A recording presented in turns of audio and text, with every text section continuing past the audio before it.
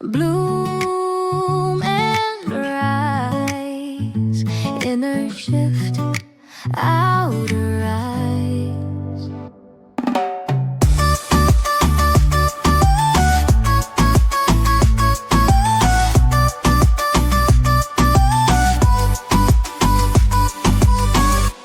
There is a version of you that existed before the relationship rewrote the story you told about yourself, before you learned to make yourself smaller, before you forgot what you actually liked, what you actually wanted, what you actually believed. She did not disappear. She went quiet, and she has been waiting, patiently, persistently, for you to come back for her. Today we talk about how. Rebuilding your identity after a relationship has changed you is one of the most courageous and most misunderstood things a woman can do. It is not dramatic. It does not happen all at once. It is quiet, deliberate, and deeply personal. Here is what it actually looks like. The first step: grieve who you were inside that relationship. Not just the relationship itself, but the version of you that existed within it. The woman who waited, who adjusted, who made herself smaller, who hoped longer than she should have.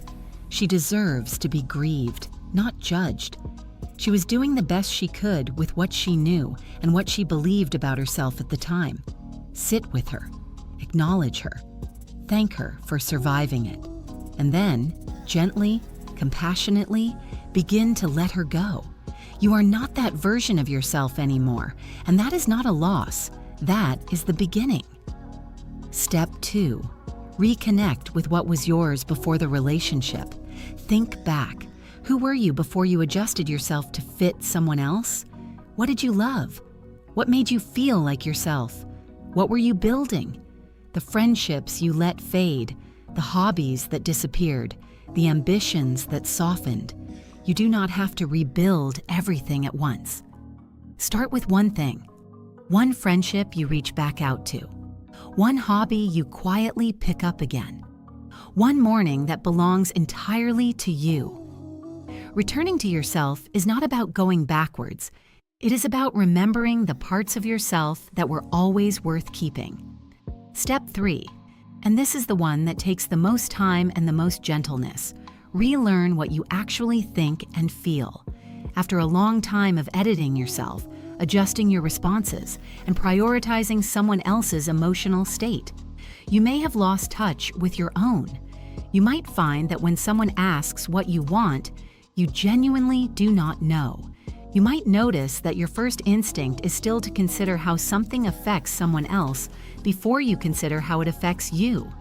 This is not a character flaw. It is what happens when you have spent a long time in a relationship where your inner world was not the priority. The practice is simple, but it requires patience. Ask yourself small questions. What do I actually want for dinner? What do I actually feel right now? Not what should I feel? What do I feel?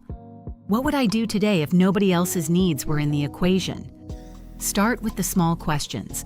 The bigger ones will follow. Your inner voice has not left you. It has just been very quiet for a long time. It will get louder. Every time you listen to it, it gets louder. Step 4, begin to build a life you choose deliberately. Not a life arranged around someone else's preferences. Not a life defined by what you survived. A life chosen consciously, piece by piece. How you spend your mornings, what you read, who you spend time with, what you are working toward. These choices, however small they seem, are the architecture of your identity. Every deliberate choice you make for yourself tells your nervous system something important, that you are someone worth building a life for, that your preferences matter, that you are the main character of your own story again. And step 5, be patient with who you are becoming. Rebuilding takes time, more time than you think it should, more time than the people around you might be comfortable with. There will be days when you feel completely yourself, clear, grounded, certain. And there will be days when you slip back into old patterns, when the familiar pull shows up, when you doubt the progress you have made. That is not failure. That is how healing works. It is not linear. It is not neat. It does not follow a schedule. But every single day that you show up for yourself, even imperfectly, you are rebuilding something. She is not lost. She is becoming. And becoming takes exactly as long as it takes. The woman you are becoming is not a smaller version of who you were. She is clearer, more honest, more herself, and she was always in there, waiting for you to come back for her. Which step are you in right now? Drop it in the comments, even just the number. Subscribe for more. She is growing, and so are you.